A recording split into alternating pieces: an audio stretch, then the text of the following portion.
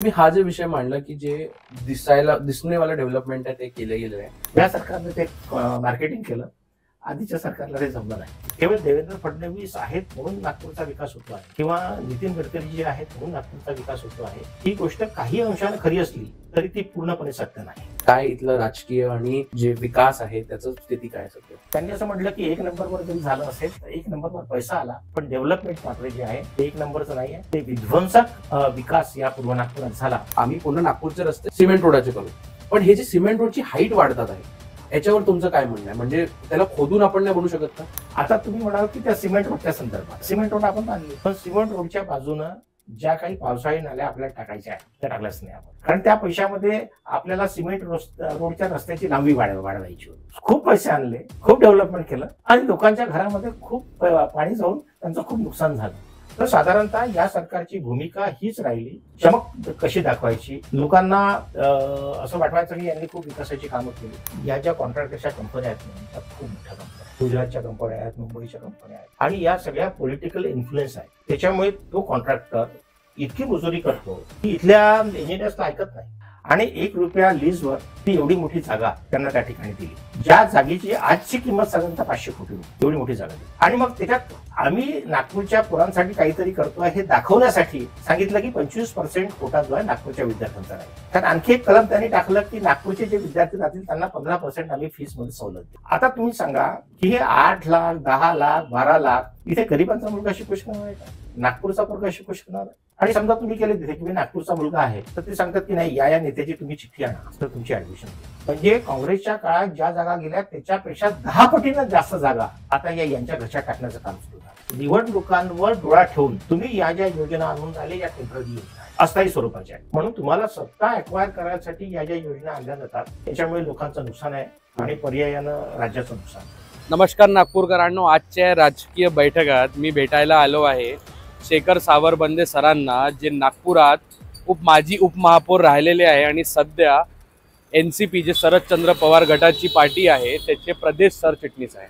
तर चला आज त्यांना भेटू आणि राजकीय चर्चा करू नागपूर आणि महाराष्ट्राबद्दल। नमस्कार सर। नमस्कार सर, पहिला प्रश्न म्हणू या विषय म्हणू, मी तुमच्याबद्दल जेव्हा थोडी माहिती घेतली, बायो तुमचे वाचले, आर्टिकल्स वाचले, तर हे दिसलं की आपण एक एज्युकेटेड नेता म्हणू या माणूस म्हणू, पण आपण गोल्ड मेडलिस्ट होतात, एवढे एज्युकेटेड आहात, पॉलिटिक्समध्ये का? म्हणजे तो प्रवास का नाही आपण घेतला आणि एकदम आपण पॉलिटिकल या राजकीयाच्या मध्ये कसं आलं? कसं आहे की मी कॉलेजमध्ये शिकत असताना मोता सायन्सला BSc फायनलला असताना कॉलेजचा प्रेसिडेंट निवडून झालो। कोणत्या वर्षाची हे आहे 1980 ला। आणि प्रेसिडेंट निवडून आल्यानंतर वेगवेगळ्या कॉलेजेसमध्ये जे प्रेसिडेंट निवडून आले त्यांची एक मीटिंग घेतली डॉक्टर जिचकारांनी। त्यावेळी ते स्टुडंट्समध्ये काम करायचे, विद्यार्थी चळवळीमध्ये काम करायचे आणि तेव्हा माझी डॉक्टर जिचकारांशी भेट झाली। भेट झाल्यानंतर साधारणतः स्टुडंट पॉलिटिक्समध्ये काम करत असताना विद्यार्थ्यांचे प्रश्न कसे सोडवायचे, विद्यापीठामध्ये जाऊन ते कसं त्यासाठी विद्यार्थ्यांसाठी भांडायचं, याचं खऱ्या अर्थानं प्रशिक्षण त्या काळात मिळालं आणि हा प्रवास सुरू राहिला। मी BSc फायनल इयरला होतो, त्यानंतर तिथून निघालो, मी MSc टेकला ॲडमिशन घेतली आणि मग 3-4 वर्षांनी जेव्हा MSc टेक फायनल इयरला होतो तेव्हा डॉक्टर जिचकारांच्याच कृपेनं 84-85 मध्ये मी विद्यापीठामध्ये विद्यार्थी संघाचा सचिव म्हणून निवडून आलो। तर हे 3-4 वर्ष जे काम केलं विद्यार्थी संघामध्ये, ट्रान्सफॉर्मेशनचा तो इयर होता, तर तो असं झालं की त्याच्यानंतर मी विद्यार्थी संघाचा सेक्रेटरी झाल्यावरही मी नोकरी जॉईन केली आणि साधारणतः 5-6 वर्ष नोकरी केली मी। मिनरल एक्सप्लोरेशन कॉर्पोरेशनमध्ये मी जिओलॉजिस्ट म्हणून काम केलं, सायंटिस्टचं काम होतं जवळजवळ ते। आणि मग 92 मध्ये जेव्हा महानगरपालिकेच्या निवडणुका लागल्या तेव्हा डॉक्टर जिचकारांनी सांगितलं, तू काय करतो हे, आपण सगळे सुशिक्षित लोक राजकारणात आलो पाहिजे आणि शिकल्या सवरल्या लोकांनी जर राजकारणात आलं तर राजकारणाचं स्तर आपण उंचावू शकतो। महाराष्ट्रामध्ये असे शिकले सवरले नेते देणं आपल्याला आवश्यक आहे। आणि मग पहिल्यांदा त्यांनी 92 ला मला, अनिस अहमद माझ्यासोबत होते, महानगरपालिकेचं तिकीट दिलं, पहिल्यांदा 92 मध्ये मी निवडून आलो। पण तुम्ही तयार होतात का त्यावेळेस की तुम्ही थोडा वेळ घेतला, काही एनालिसिस केलं? थोडं हिचकिचाहट होती, घरचं वातावरण पॉलिटिकल नव्हतं, आई वडील दोघेही माझे शिक्षक होते, त्याच्यामुळे असं इथून एकदम तिकडे बदल करणं आणि मेन स्ट्रीमच्या राजकारणात आणि जाणं जॉब सोडायला लागलं असतं. आणि जॉब सोडावा लागला मला तो, आणि मोठी रिस्क होती ती. पण प्री इलेक्शन ना, म्हणजे निवडणुकासाठी तिकीट घेण्याच्या त्यावेळेसच तुम्हाला सोडायला लागलं. त्यावेळेस नाही सोडलं मी, नंतर सोडलं, परमिशन घेतली आणि निवडून आल्यानंतर मी जॉब सोडला. अच्छा, म्हणजे सेफ होते. हो, थोडा सेफ होते. आणि मला घरच्यांनी पण कोऑपरेट केलं त्यावेळी, आणि समाजातील अनेक लोकांचे माझ्यावर त्या संदर्भामध्ये उपकार आहेत, ज्याच्यामध्ये डॉक्टर श्रीकांत जिचकारच्या व्यतिरिक्त अंबादास मोहिते आहेत, मुकुल वासनिक आहेत. हे सगळी मंडळी, या लोकांनी मला त्यावेळी बरीच मदत केली आणि मी या प्रवाहात राहावं अशी सातत्यानं त्यांची इच्छा. पण जर तुम्ही जसं म्हटलं की कॉलेज आणि युनिव्हर्सिटीच्या राजकारणात तुम्ही त्यावेळेस होते, मग तिथून कट टू डायरेक्ट तुम्ही कॉर्पोरेशनच्या इलेक्शनमध्ये आले. कॉर्पोरेशन म्हणजे एक ते वॉर्ड आणि एक लोकल एरियाचा तो इलेक्शन राहतो. तर हा जो तुमचा ट्रान्सफॉर्मेशन झाला होता, इथले जे लोकल वोटर्स आहे ते तुमच्या कनेक्टमध्ये कसे पहिलेपासूनच होते, की तुम्ही त्यावेळेस काही तयारी केली या तुमचा कनेक्ट चांगला होता? नाही, लोकलमध्ये तसं पाहिजे तसं कनेक्शन त्यावेळी नव्हतं. परंतु काय झालं, त्या विद्यार्थी संघामध्ये सेक्रेटरी आणि प्रेसिडेंट झालेले लोक जे असायचे ते मेन स्ट्रीममध्ये आमदार आणि खासदारच झाले माझ्या आधी. अच्छा. परंतु 1991ला राजीव गांधींची हत्या झाली आणि त्याच्यानंतर काँग्रेसचं वातावरण बदललं. सगळी जुनी मंडळी पुन्हा राजकारणामध्ये आली काँग्रेसची, आणि त्यामुळे युथ काँग्रेस किंवा NSUIच्या माध्यमातून आता आमदार खासदारकीचे तिकीट मिळतील अशी शक्यता कमी झाली. नरसिंहराव प्राईम मिनिस्टर झाले आणि त्याच्यामुळे डॉक्टर जिचकार असं म्हणाले की नाही, आता आपल्याला खालून सुरुवात करावी लागेल. मला थोडी शंका होती की मी लोकांच्या टचमध्ये नाही, कसा निवडून येईल वगैरे. परंतु साधारणतः सगळी मित्रमंडळी आणि यांनी चांगली मेहनत घेतली आणि तो जो काही माझा 8-10 वर्षाचा अनुभव होता लोकांशी जुळून राहण्याचा, तो माझ्या कामात आला आणि त्याच्यामुळे मी ती निवडणूक जिंकली. आपण आता त्या काळाच्या राजकारणाची आपण बोललो. सर, तुमच्या काळातलं, तुमच्या त्या काळापासून आणि आज 2024 पर्यंत नागपुरातलं राजकारण या विदर्भातलं राजकारण, महाराष्ट्रात आपण बोलूच त्याच्यावर, पण स्पेसिफिकली आपण नागपूरचं बोललो, तर कसा हा राजकारण बदललेला आहे, परिस्थिती बदललेली आहे. म्हणजे एका काळात असं सांगायचे, म्हणजे मी त्यावेळेस लहान होतो, पण म्हणायचे की काँग्रेसचा गड म्हणजे नागपूर आणि विदर्भ आहे. मग तो बीजेपीचा गड झाला. मग आताची जी परिस्थिती आपण पाहतोय तसं दिसतोय की परत तो वापस काँग्रेस या NCP या सगळ्यांचा तो गड बनत आहे. ही परिस्थिती कशी बदलली, कसं ते एक राजकारण बदललं आपल्याला? खरं आहे, राजकारण मोठ्या प्रमाणावर बदललं.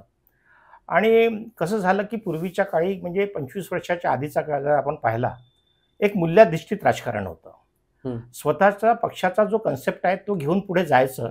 त्यात आम्ही निवडणुका हारो की निवडणुका जिंको, कुठल्याही पद्धतीनं दुसऱ्या विचारधारेच्या लोकांशी कॉम्प्रोमाइज करायचं नाही, अशा प्रकारची त्यावेळी साधारणतः लोकांची मानसिकता होती, पक्षाची मानसिकता होती. ती आता पूर्णपणे बदललेली आहे. राजकारणाचा स्तर घसरलेला आहे. विरोधी पक्षाच्या माणसावर सुद्धा टीका करत असताना मानासन्मानाने त्याला बोललं जायचं. आज ते दिसत नाही. आज दुश्मन असल्यासारखं एकमेकांशी बोलतात. त्याच्यामुळे हा जो चेंज आला आहे राजकारणामध्ये, हा काही लोकशाहीसाठी अतिशय घातक आहे. हा लोकशाहीसाठी कसं असते की प्रत्येक माणूस जेव्हा निवडणुकीमध्ये किंवा त्याच्या पक्षामध्ये काम करतो, तो एका विचारधारेशी जुळलेला असतो.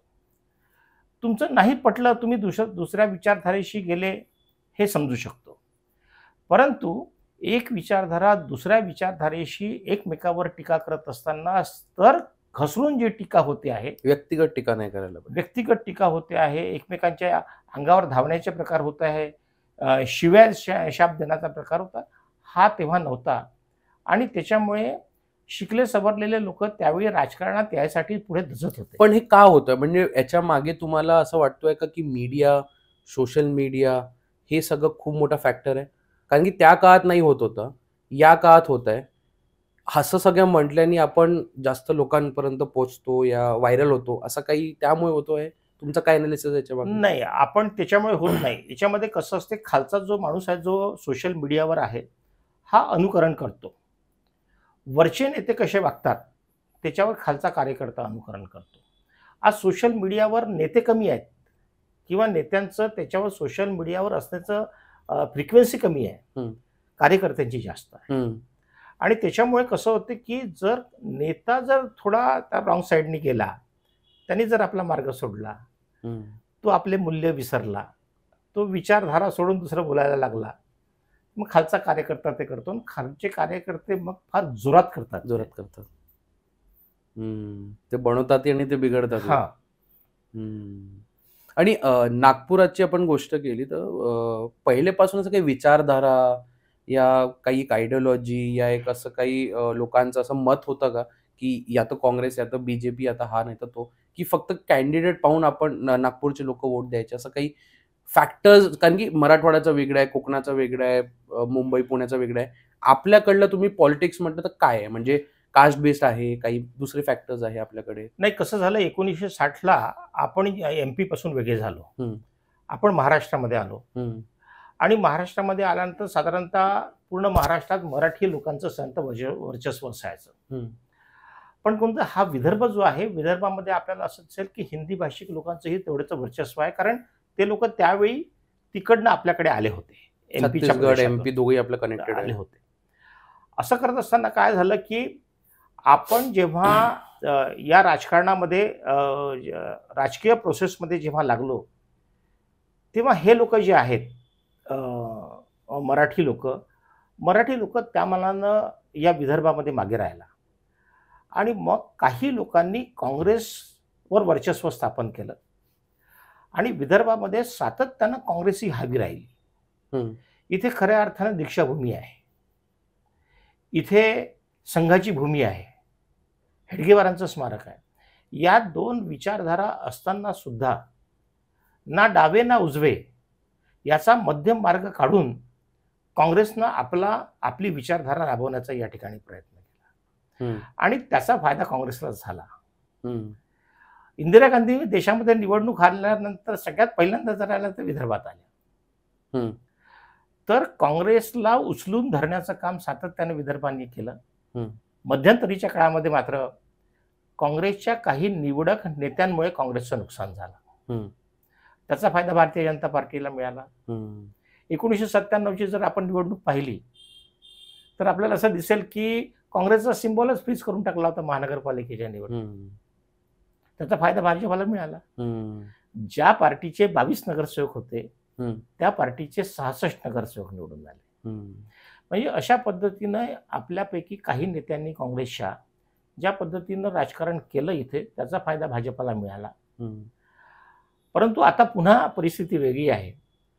भाजपाच्या हातात पूर्ण सत्ता दिल्यानंतर सुद्धा लोक आता खुश नाहीये. पुन्हा आपल्याला ही झालेली लोकसभा जर आपण पाहिली तर लोकांच्या मतामध्ये परिवर्तन झालं आहे आणि या शहरातला अल्पसंख्याक असेल, या शहरातला मागासवर्गीय असेल, ओबीसी असेल, जो काँग्रेसपासून तुटला होता तो पुन्हा काँग्रेसकडे आकर्षित झाला आहे. आणि मला असं वाटतं की येणाऱ्या दिवसांमध्ये आणखी हे प्रमाण वाढेल आणि त्याचं भारतीय जनता पार्टीला नुकसान होईल. सो तुम्ही एवढे सारे इलेक्शन्स पाळलेले आहे. या निवडणुकाची आपण गोष्ट केली 2024ची, तर यावेळेस मी as a voter, as a youngster मी पाहिलं की यावेळेस फक्त ना डेव्हलपमेंटवर अजेंडा होता.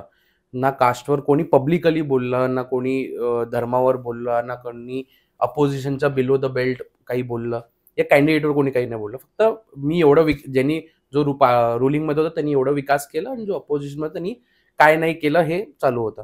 तर हे पहिल्याच्या काळी पण हे चालायचं का की it was only focused on development, की काही दुसरे विषय पण यायचे? म्हणजे यावेळेस आपल्याला दिसलं की आम्ही हे बनवलं, आम्ही ते बनवलं आणि अपोजिशन म्हणाले की तुम्ही हे नाही केलं, तुम्ही ते नाही केलं. याच्या पहिल्याच्या निवडणुकामध्ये काय एजेंडा राहायचे, काय विषय राहायचे? नाही, नागपूरची जर आणि त्यावेळेस आपला रोल करायचं म्हणजे आपण काय केलं त्यावेळेस? नागपूरची लोकसभेची निवडणूक जर पाहिली आपण तर ही सर्वसामान्य लोकांनी आपल्या हातात घेतली होती निवडणूक. याच्यात पक्षाचं वगैरे खूप चाललं असं नाही. पक्षाच्या कार्यकर्त्यांनी कामं केले, विचारधारेच्या लोकांनी इमानदारीनं काम केले, पक्षाला मत दिलं. पण काय झालं की नागपूरमध्ये विकासाला यांनी या ठिकाणी श्रेय दिला गेला. आपण जर इतर वेळी पाहिलं असेल, शीला दीक्षित एक उदाहरण घेतलं आपण दिल्लीचं, नागपूरपेक्षा जास्त कामं दिल्लीमध्ये शीला दीक्षितने केली होती. पण त्या शीला दीक्षितला त्याचं मार्केटिंग नाही करता आलं. म्हणजे विधानसभेच्या निवडणुका झाल्या, शीला दीक्षितच्या पक्षाला तर हरवलंच लोकांनी, पण तिला सुद्धा हरवलं. त्याच्यामुळे विकासाची कामं सातत्यानं सगळ्याच भागामध्ये झाली. काही कामं अशी डोळ्यात नजरेच भरणारी असतात, काही कामं अशी असतात की जी आपल्या नजरेच्या आड असतात. मी तुम्हाला एक साधं उदाहरण देतो की काँग्रेसच्या काळामध्ये शेकडो धरणं बांधली गेली, शेकडो धरणं, पण ती जंगलामध्ये आहेत, ती गावांमध्ये आहेत. आज आपल्या नागपूर शहराला जे पाणी मिळतं आहे, पेंचचं धरण असेल, तोतला धरण असेल, कन्हांची पाणी पुरवठा योजना, ह्या सगळ्या काँग्रेसच्या काळातल्या आहेत. पण त्याचं मार्केटिंग काँग्रेसला करता नाही आलं. रस्त्यामधले शहरामध्ये आम्ही ओव्हरब्रिज आणि रस्ते बनवले तर लोकांच्या नजरेस पडतं. आणि म्हणून डेव्हलपमेंट ही कंटिन्युअस चेन आहे. ते होत असतं. त्या काळात ज्या काळातल्या ज्या रिक्वायरमेंट असतात त्याच्यानुसार तो पक्ष डेव्हलपमेंट करत असतो. आणि आज इरिगेशनच्या संदर्भामध्ये जर आपण 75 वर्षापूर्वीचा काळ जर पाहिला ना, आज जर इरिगेशन पाहिलं तर मोठ्या प्रमाणावर आपलं इरिगेशन वाढलं आहे. पण हे कसं, हे नजरेआड आहे, हे दिसत नाही आणि त्याचं मार्केटिंग झालं नाही. तुम्ही हा जे विषय मांडला की जे दिसणेवाला डेव्हलपमेंट आहे ते केले गेलेलं आहे आणि जे न दिसणारा डेव्हलपमेंट जे खूप इम्पॉर्टंट होता, ते लोकांच्या आयुष्यात काही नाही काही तर चेंज आणू शकतो, तो जो विकास, हे दोन जे विकासचे आपण बोललो, हे नेते करतात की हे लोकांच्यामुळे नेत्यांना करायला लागतो? म्हणजे हा जो दिसणारा विकास आपण म्हणतो, ओव्हरब्रिज, फ्लायओव्हर, नाही, कसं असते, ज्या अत्यावश्यक गोष्टी आहे त्या जर आधीच्या सरकारनं केल्या आणि नवीन सरकार आलं त्यांना पुन्हा डेव्हलपमेंट जर करायची असेल तर निश्चितपणे त्यानंतरच्या स्टेजची डेव्हलपमेंट असते. म्हणजे आपल्या घरामध्ये समजा हेच असेल तर आपण म्हणतो अन्न वस्त्र निवारा, म्हणजे घरातला कुटुंब प्रमुख अन्न वस्त्र निवाऱ्याची पहिल्यांदा सोय करतो. मग तो घरामध्ये चांगलं पॉश फर्निचर असलं पाहिजे, मग आपल्याकडे चांगलं सिलिंग असलं पाहिजे, या ज्या सगळ्या ॲडिशनल गोष्टी असतात त्यानंतर असतात. काँग्रेसच्या काळात ह्या अन्न वस्त्र निवारावाल्या ज्या गोष्टी होत्या या प्रायोरिटीनं करण्याचा काँग्रेसनं प्रयत्न केला आणि त्याच्यामुळे त्यांना बाकी गोष्टीकडे त्यांचं दुर्लक्ष झालं. नंतरच्या येणाऱ्या सरकारनं हे जे आधीचं इन्फ्रास्ट्रक्चर सगळं तयार होतं, तिथे त्यांना खूप काही करायची गरज नव्हती. बेसिक गोष्टी जे होते ते झालेल्या होत्या. त्याच्यामुळे नंतरच्या गोष्टी या सरकारने केल्या. दोन्ही सरकारचं कॉन्ट्रीब्युशन सारखंच आहे, पण या सरकारचं दिसण्यासारखं काम आहे. या सरकारने ते मार्केटिंग केलं, आधीच्या सरकारला ते जमलं नाही. आणि या जे 2024च्या निवडणुकामध्ये आपण जे अनालिसिस करू तर चंद्रपूरची आपण जी सीट पाहिली तिथे त्यांची वाईफ जे एक्झिस्टिंग होते MP, त्यांची डेथ झाली, त्यांची वाईफ निवडणूक लढली. तिला मला वाटतं 4 ते 5 लाख वोट जास्त भेटले, असे काहीतरी लीडनी ती जिंकली. कट टू नितीन गडकरी नागपुरात 1 ते 1.5 लाखा मतांनी ते जिंकले. म्हणजे एक माणूस जो एवढा विकास करतोय, इन्फ्रास्ट्रक्चर म्हणा या सगळं डेव्हलपमेंट करतोय, तो वर्सेस चंद्रपूर जिथे सिंपतीच्या बेसवर या दुसऱ्या फॅक्टरच्या बेसवरती आलेली आहे. तर या दोन्ही गोष्टी तुम्ही कसं पाहता? म्हणजे एक जो माणूस एवढा विकास करतोय त्याला लीड कमी होतोय आणि एक जो मे बी सिंपतीवर या आपल्या हजबंडच्या तिकीट त्यांची डेथ झाली तर ती आली, तिला जास्त वोट्स आहे कम्पॅरेटिव्हली. या राजकारण या लोकांच्या मतदानाला तुम्ही कसं पाहता? नाही, कसं आहे, या ज्या निवडणुका असतात, एक जनरल फॅक्टर जर सोडला विचारधारेचा तर सगळ्या मतदारसंघात वेगवेगळे फॅक्टर्स काम करतात. अपोजिशनमध्ये कोण उमेदवार आहे याच्यावरही मोठं अवलंबून असते. जो उमेदवार आम्ही दिला त्या उमेदवाराचे काय मेरिट्स आहेत आणि डिमेरिट्स आहे याची तुलना अपोजिशनच्या उमेदवाराशी होते. आणि निश्चित मुनगंटीवार साहेब त्या ठिकाणी लढले. मुनगंटीवारांची तुलना त्यांची धानोरकरांशी झाली आणि इथे गडकरींची तुलना त्यांची विकास ठाकरेंशी झाली. विकास ठाकरेच्या संदर्भामध्ये आपल्याला असं की ते नागपूरचे महापौर राहिले, आमदार आहेत, हे आहेत, ते आणि लढवय्ये आहे. तर त्याच्यामुळे नागपूरच्या जनतेला आणि शहर आहे त्याच्यामुळे ते एकदम अप्रोचेबल असतात, लोकांपर्यंत जाण्याची ही असते. पण चंद्रपूरसारख्या गावांमध्ये किंवा तिकडे इतके खेडे असतात, 1000-1200 गावं असतात त्या कॉन्स्टिट्युन्सीमध्ये, तर त्या ठिकाणी सगळ्या ठिकाणी काही तो माणूस पोहोचू शकत नाही. म्हणून त्या ठिकाणी विचारधारा काम करते. अच्छा, ओके. आणि विचारधारा जेव्हा काम करते तेव्हा एखाद्या विचारधारेच्या विरोधात जर आपल्याला मतदान करायचं असेल तर फार सपाटात मतदान होतं. त्याच्यामुळे असं लीड्स कमी होतात. आणि आपण आता येणाऱ्या निवडणुकाबद्दल अगर बोललो, महाराष्ट्रात तिथं त्याची डेट्स आली नाहीये अजून, ते मला वाटतं पोस्टपोन झालेलं आहे. काय तुमचं एनालिसिस आहे या येणाऱ्या निवडणुकासाठी? आता जे चित्र आपण पाहतोय, रोज टी व्हीवर पाहतोय, वर्तमानपत्रात वाचतोय, तर एकंदरीत साधारणतः महायुती व्हर्सेस महाआघाडी. युतीमध्ये ज्या पद्धतीनं सगळी लांबाझुंबी सुरू आहे, ते जर चित्र पाहिलं तर त्या मानाने महाविकास आघाडी अतिशय परिपक्वपणे बघते आहे. एखाद दुसरं जर प्रकरण सोडलं तर महाविकास आघाडीचे तीनही पक्ष अतिशय परिपक्व पद्धतीने वागतात आहे, एकमेकांना समजून घेण्याचा प्रयत्न करतात आहे आणि त्याच्यामुळे ते एकत्रपणे याच पद्धतीनं चालले. तर यावेळी मात्र महाविकास आघाडीचं सरकार महाराष्ट्रात येईल अशी निश्चित भूमिका सर्वसामान्य लोकांची आहे. त्याच्यामुळे काय झालं की आणि कदाचित त्याच भीतीमुळे इलेक्शन पुढे नेण्याचं काम सरकारतर्फे होते आहे की काय, अशी ही शक्यता लोकांच्या मनामध्ये आहे. या विषयावर माझे 2 प्रश्न आहे की आपण नागपूरकर आहेत, महाविकास आघाडी सत्तेत आली तर नागपूरकरांना तो फायदा होऊ शकतो का? कारण की दुसऱ्या साईडला आपण पाहिलं तर महायुती सरकार आहे, ते सत्तेमध्ये आली तर आपल्या नागपूरचा जो माणूस आहे देवेंद्र फडणवीस, ते डायरेक्ट म्हणजे टॉप पोझिशनवर बसतात. तर कुठे ना कुठे ते फंड्स देणं, डेव्हलपमेंट प्रोजेक्ट्स देणं तो खूप इझी होतो असं चित्र दिसतो आपल्याला. महाविकास आघाडीपासून महायुतीमध्ये जो ट्रान्सफॉर्मेशन झालं त्याच्यामध्ये दिसलं. तर याच्यावर आपलं काय म्हणणं आहे की महाविकास आघाडी आली तर थोडं पाहिलं तर आपण ती सत्ता वेस्टर्न महाराष्ट्राकडे जातो आणि महायुतीची आली तर आपला इथला एक माणूस त्या टॉप 3 मध्ये बसला राहतो. तर याच्यावर तुमचं काय म्हणणं आहे? नाही, कसं आहे की आपण खूप भूतकाळाचा जर विचार केला तर तसं आपल्याला दिसतंय. पण भूतकाळात न जाता आता ज्या पद्धतीनं वर्तमान काळामध्ये सुद्धा महाविकास आघाडीचेही नेते विदर्भातले जे आहेत ते अग्रेसिव्ह झाले आहेत. पूर्वीसारखं नाही राहिला. आता नाना पटोले अध्यक्ष आहेत तिथे, आमचे अनिल बाबू देशमुख या ठिकाणी गृहमंत्री होते. तर तो जो मुद्दा मांडला तुम्ही तो पूर्वीचा भूतकाळातला आहे. आता ती परिस्थिती नाही आहे. केवळ देवेंद्र फडणवीस आहेत म्हणून नागपूरचा विकास होतो आहे किंवा नितीन गडकरी जे आहेत म्हणून नागपूरचा विकास होतो आहे, ही गोष्ट काही अंशानं खरी असली तरी ती पूर्णपणे सत्य नाही. ओके. महाविकास आघाडी जरी निवडून आली तरी या ठिकाणी या विकासाचा वेग याच पद्धतीनं राहील असं मला पूर्ण विश्वास आहे. सर, असेंब्ली इलेक्शन्स पासून आपण आता नागपुरात परत येऊ. आपण 2004 मध्ये ईस्ट नागपूरमधून आपण इलेक्शन्स निवडणुका लढलो आणि 10,000 मतांनी आपण पाठीमागे राहिलो.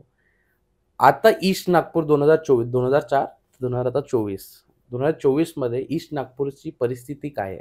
काय इथलं राजकीय आणि जे विकास आहे त्याचं स्थिती काय आहे सध्या? 2004 मध्ये पूर्व नागपूरची विधानसभा मी लढलो, पण त्याच्यानंतर 2007ला डिलिमिटेशन झालं आणि 2009च्या निवडणुकीमध्ये हा मतदारसंघ भारतीय जनता पार्टीला मिळाला आणि तेव्हापासून सातत्यानं 3 टर्म झाले. आता 2009, 2014 आणि 2019 भारतीय जनता पार्टीचा त्या ठिकाणी आमदार निवडून येत असतो सातत्यानं. परंतु आपण जर या मतदारसंघाच्या विकासाच्या संदर्भात जर आपण काही बोललो तर ज्या पद्धतीनं बाकी मतदारसंघाचा विकास होतो नागपूर शहरातल्या, आपण या ठिकाणी मात्र मागे आहोत आणि जी कामं झाली या ठिकाणी ती अनियोजित आहेत. पण आता सध्याच्या आमदाराचं असं म्हणणं आहे की तुम्ही कॉन्स्टिट्युएन्सी अगर कम्पेअर केली तर ईस्ट नागपूर नंबर 1 मध्ये येईल विकासाच्या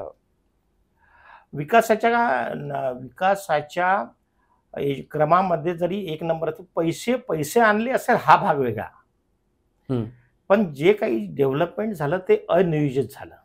म्हणजे याला थोडं डिटेल मध्ये सांगा कसं? याचं असं झालं की जसं स्मार्ट सिटीचा प्रोजेक्ट आणला, स्मार्ट सिटीच्या नावानं पैसा आला, पण स्मार्ट सिटीचा जो काही डेव्हलपमेंट प्लॅन तयार झाला त्या डेव्हलपमेंट प्लॅनमध्ये लोकांची घरं जाणार नाहीत. रस्त्यांचं रुंदीकरण होत असताना त्या ठिकाणी बाकी काही गोष्टींवर असर होणार नाही. जे काही मोकळे ग्राउंड्स आहेत त्याच्यावर जे अतिक्रमण झालं आहे ते आपण सोडवणार नाही. अशा पद्धतीच्या अनेक गोष्टी या स्मार्ट सिटीच्या याच्यात आल्या आणि त्याच्यामुळे लोकांचा त्यांना विरोध व्हायला लागला. कसं ते स्मार्ट सिटी बनवत असताना ऑलरेडी जे एस्टॅब्लिश लेआउट्स आहेत, जिथे 25 फुटाचा रस्ता आहे तो आपल्याला 40 फुटाचा करायचा आहे, जो 40 फुटाचा आहे तो 60 फुटाचा करायचा आहे. तर त्याच्यामध्ये अनेकांचे घरं चालले, अनेकांचे दुकानदाऱ्या चालल्या आणि त्याच्यामुळे त्या संदर्भात नाराजी आहे.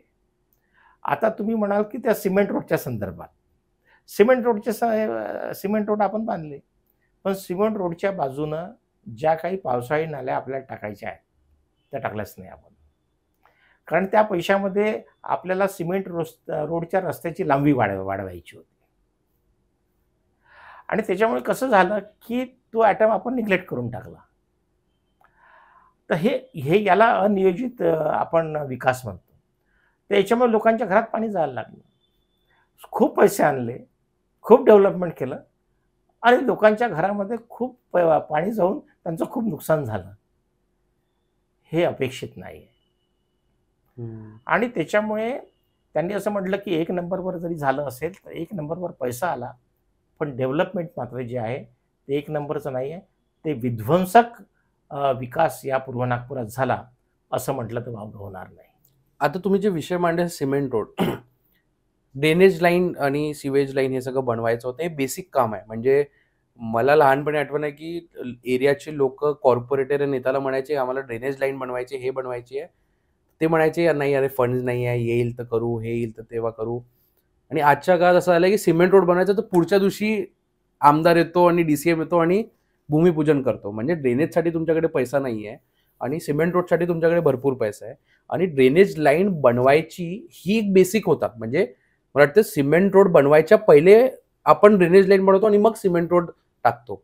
तर हे ड्रेनेज लाईन नाही टाकली, हे यांना त्या काळात सगळ्यांनी म्हटलं की तुम्ही बनवा बनवा बनवा आणि त्यांनी एक्झिस्टिंगवाल्या म्हणजे कमिशनर म्हणतात की आम्ही एक्झिस्टिंग ड्रेनेज लाईनला वापरण्याची प्रयत्न केलं. कुठे कुठे रोडवरती झाला, ड्रेनेज लाईन खालती झाली. म्हणजे तुम्ही सिमेंट रोड टाकता तर ठीक आहे, चला लेट्स कन्सिडर, कारण की तुम्ही 19 मध्ये म्हटलंय आम्ही पूर्ण नागपूरचे रस्ते सिमेंट रोडाचे करू.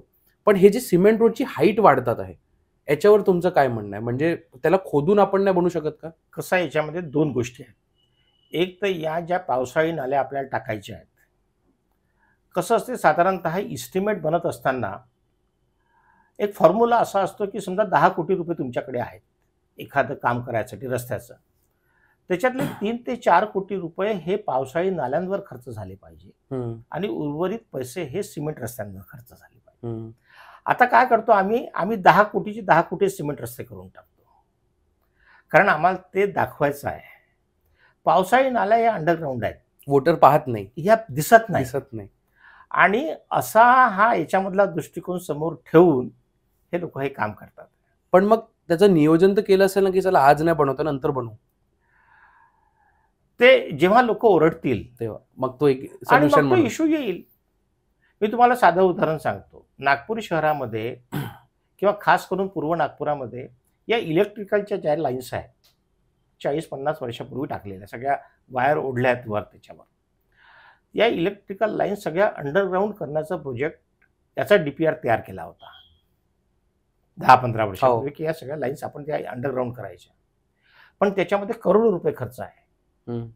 ते खऱ्या अर्थानं आवश्यक आहे, पण ते का करत नाही आम्ही?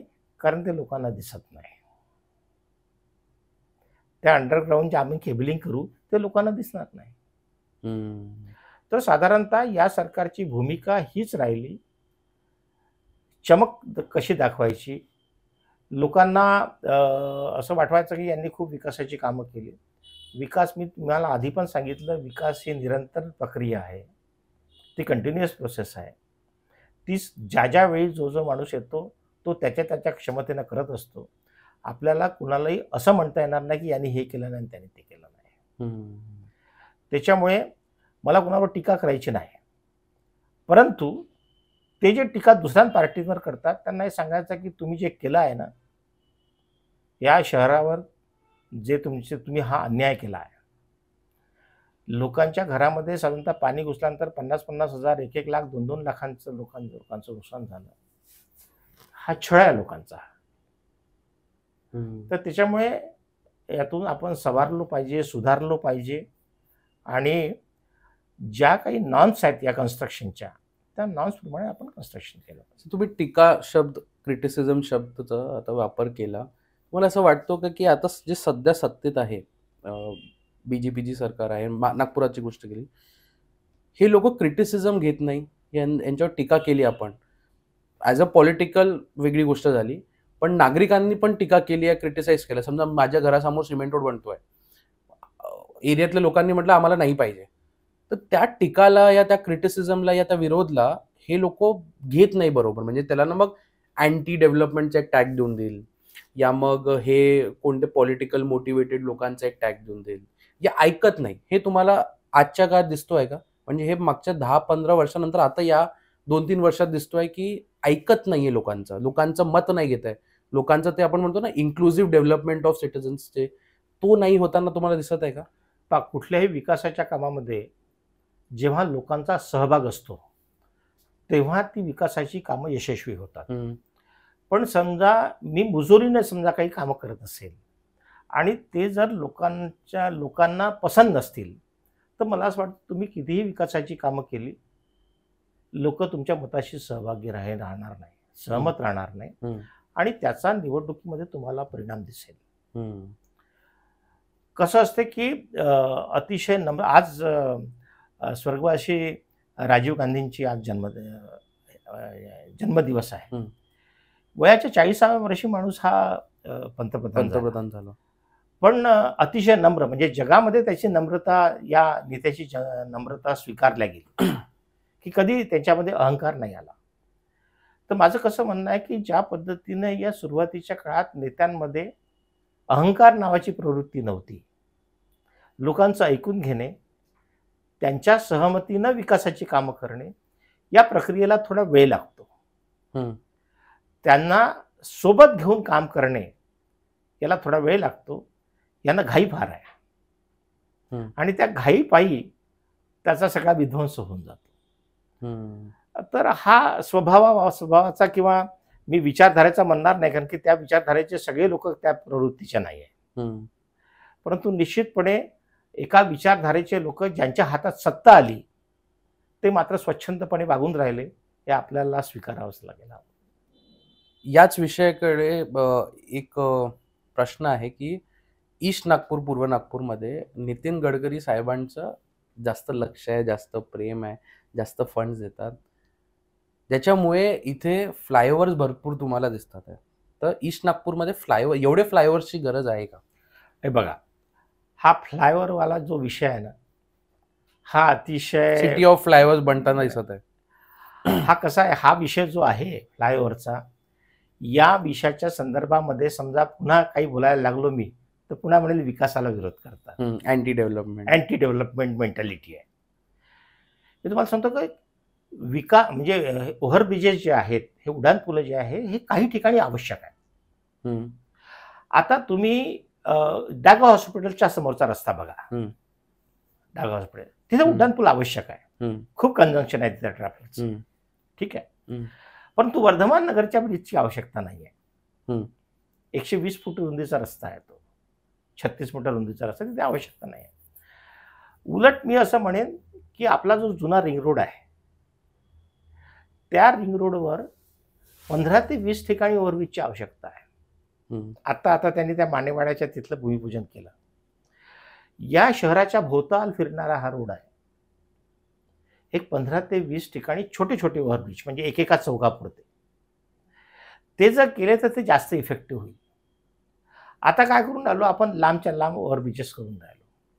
एकदा ओव्हरब्रिजवर चढलेला माणूस जेव्हा उतरतो, शेवटी त्या चौकामध्ये एवढं ट्रॅफिक कंजंक्शन असते, हे ट्रॅफिक इंजिनिअरिंगच्या दृष्टिकोनातून पाहिलं जात नाही, त्याचा अभ्यास केला जात नाही. तो ट्रॅफिक तिथे उतरायच्या आधी आपल्याला कसा वळवता येईल याचा कोणी अभ्यास नाही केला. आणि समजा मग इथून एखादा पूल जर आम्ही उतरतो, तर तो आता एक जुना पूल बघा तुम्ही, बर्डीचा पूल आपण हितवादपाशी उतरतो, पण तिथे मोठी जागा आहे, चौक मोठा आहे, तो चौक मोठा आहे, त्या ठिकाणी तो ट्रॅफिक तिथे कंट्रोल होतो. परंतु असे अनेक आता ब्रिजेस बनवून राहिले. आता हा भांडे प्लॉट चौकामध्ये आता ब्रिज उतरणार आहे. भांडे प्लॉट चौकामध्ये मोठं ट्रॅफिक कंजंक्शन याच्यानंतर होणार आहे. पण हे का नाही होतं? म्हणजे हे आपल्यासारख्या माणसांना समजतो, यांना का नाही होतं? म्हणजे काय प्रॉब्लेम? यांच्याकडे ते एक्सपर्ट्स आहे, सत्ता आहे, इंजिनियर्स आहे, यंत्रणा आहे. कसं आहे, टेक्नॉलॉजी, यंत्रणा, या ज्या गोष्टी आहेत, या एखाद्या टेक्निकल माणसाने सांगितल्या तर त्या स्वीकारण्याची तुमच्यामध्ये इच्छा पाहिजे. अच्छा. आता मी असं म्हणलं की ऐसा नाही ऐसा करणार आहे, तर तिकडचे लोक आले होते, त्यांनी असं म्हणाले की तो तिथपर्यंत आम्हाला तो ब्रिज पाहिजे आहे. मग ते तिकडचे लोक आले होते, त्यांनी सांगितलं की नाही इकडे ब्रिज नको, इथून कट करून टाका. म्हणजे त्या टेक्निकल माणसांनी ज्या पद्धतीनं आपला प्रोजेक्ट बनवला, तो फिजिकल करण्यासाठी म्हणून जी काही उपाययोजना झाली तिचा पूर्ण सत्यानाश होऊन जातो. हे पॉलिटिकल इंटरफेरन्स जे आहे टेक्निकल रिपोर्ट्स मधलं, हे खऱ्या अर्थानं धोकादायक आहे. कारण की लोकांचं हेच मत आहे की ड्रेनेज लाईन नाही बनवली, शिवेज नाही. अरे हे तर आम्हाला समजत, तुम्हाला तर समजतच असेल, करत का नाहीये? हा एक त्याचा पाठीमागचा ते स्वीकारलं पाहिजे. म्हणजे टेक्निकल माणसाने तुम्हाला सांगितलं ते टेक्निकल गोष्टींवर पॉलिटिकल इन्फ्लुएन्स होतो ना, त्याच्यामुळे गोष्ट खराब होते. आपण उड्डाणपुलाची बोलत आहे विषयांवर.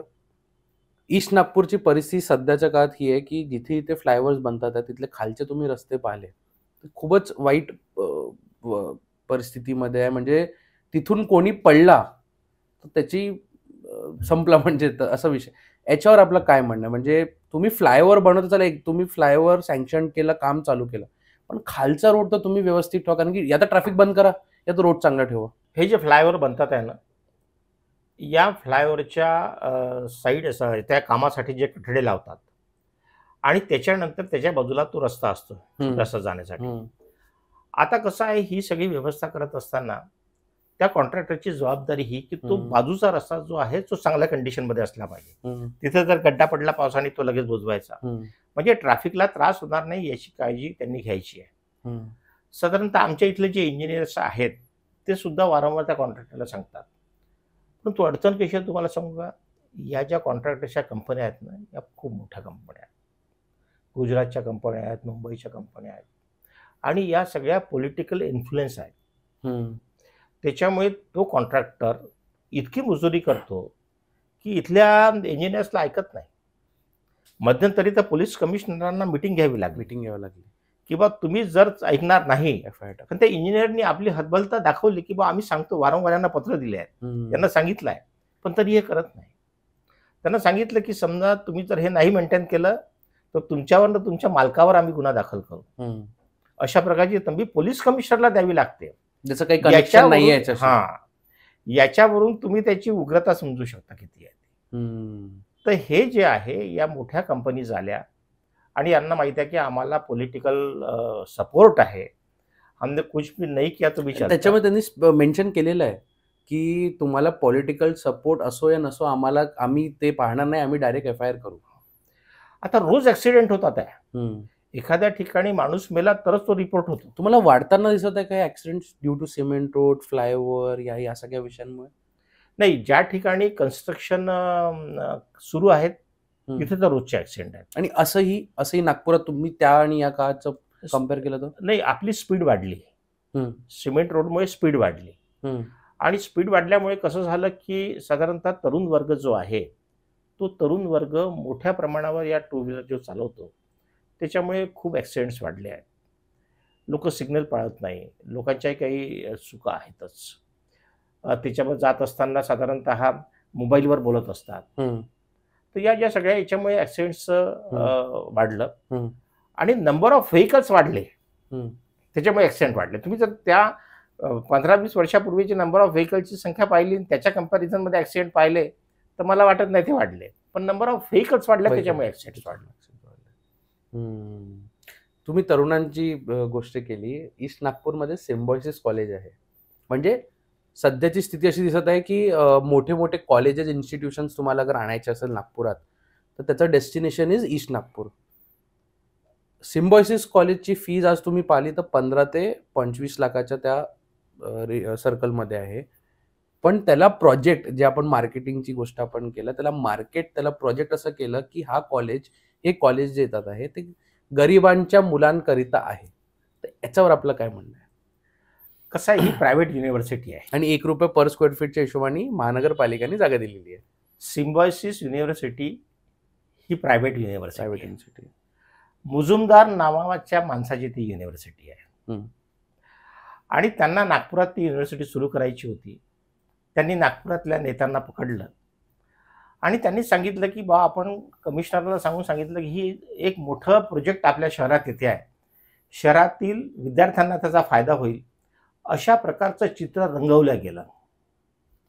आणि ₹1 लीजवर ती एवढी मोठी जागा त्यांना त्या ठिकाणी दिली, ज्या जागेची आजची किंमत साधारणतः 500 कोटी रुपये आहे. एवढी मोठी जागा दिली. आणि मग त्याच्यात आम्ही नागपूरच्या पोरांसाठी काहीतरी करतोय हे दाखवण्यासाठी सांगितलं की 25% कोटा जो आहे नागपूरच्या विद्यार्थ्यांचा राहील. त्यात आणखी एक कलम त्यांनी टाकलं की नागपूरचे जे विद्यार्थी राहतील त्यांना 15% आम्ही फीसमध्ये सवलत देऊ. तरी 25-15 म्हणजे तरी ठीक आहे. लाखातच झालं. आता तुम्ही सांगा की हे 8 लाख, 10 लाख, 12 लाख एवढी जी फी आहे, इथे गरिबांचा मुलगा शिकू शकणार आहे का? नागपूरचा पोरगा शिकू शकणार आहे? आणि त्यांची तशीच मुजोरी आहे. एवढी मोठी जागा त्यांना दिली तरी त्यांचं सगळं पार्किंग रस्त्यावर आहे.